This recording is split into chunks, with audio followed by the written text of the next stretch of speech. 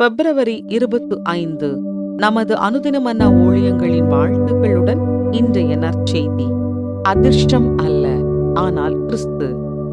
இன்றைய வேதாகம பகுதி கொலோசையர் 1:15 முதல் 20 வரை உள்ள வசனங்கள். அவர் அதரிசனமான தேவனுடைய தற்குரூபமும் சர்வ சிருஷ்டிக்கும் முந்தின பேருமானவர்.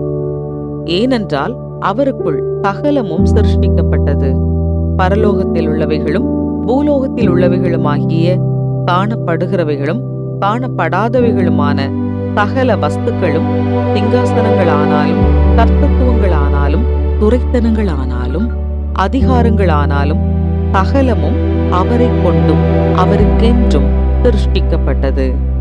அவர் எல்லாவற்றிற்கும் முந்தினவர், எல்லாம் அவருக்குள் நிலை நிற்கிறது. அவரே சபையாகிய சரீரத்துக்கு தலையானவர். எல்லாவற்றிலும் முதல்வராயிருக்கும்படி அவரே ஆதியும் மரித்தோரிலிருந்து எழுந்த முதற் பேருமானவர். சகல பரிபூரணமும் அவருக்குள்ளே வாசமாயிருக்கவும் அவர் சிலுவையில் சிந்தின இரத்தத்தினாலே சமாதானத்தை உண்டாக்கி பூலோகத்தில் உள்ளவைகள் பரலோகத்தில் உள்ளவைகள் யாவையும் அவர் மூலமாய் தமக்கு ஒப்புரவாக்கிக் கொள்ளவும் அவருக்கு பிரியமாயிற்று. குறிப்பு வசனம்: அவர் எல்லாவற்றிற்கும் முந்தினவர், எல்லாம் அவருக்குள் நிலை நிற்கிறது. கொலோசையர் 1:17. இப்பிரபஞ்சத்தில் சுமார் 700 குவின்ட்ரில்லியன், அதாவது 7க்கு பக்கத்தில் 20 பூஜ்ஜியங்கள் போட்டால் எவ்வளவோ அவ்வளவு கிரகங்கள் உள்ளதாக டிஸ்கவர் என்ற இதழ் கூறுகிறது. ஆனால் பூமியை போன்ற கிரகம் ஒன்றே ஒன்றுதான், வேறில்லை.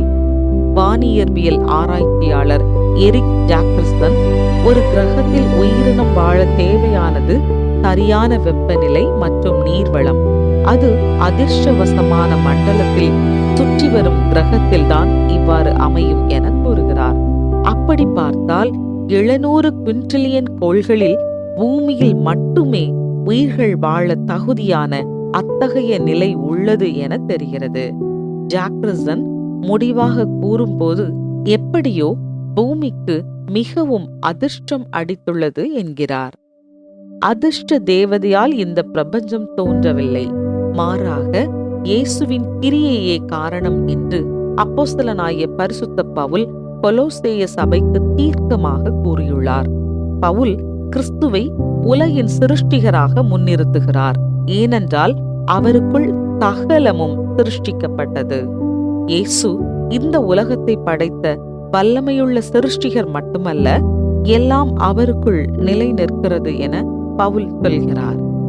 அதிக வெப்பமாயும் மிகவும் குளிராகவும் இல்லாமல் மனிதன் வாழ்வதற்கேற்ற ஒரு சீதோஷ்ண நிலையை இந்த பூமி கொண்டுள்ளது.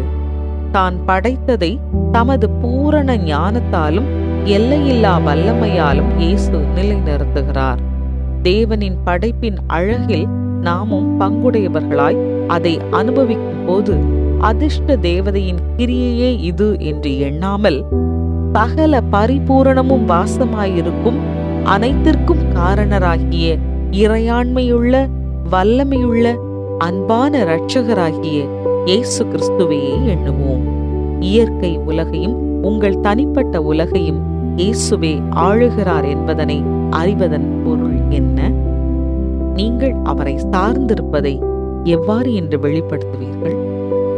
அன்பு இயேசுவே, உங்கள் படைப்பை கருணையோடும் நோக்கத்தோடும் உருவாக்கி நிலைநிறுத்துகிறதற்காக உமக்கு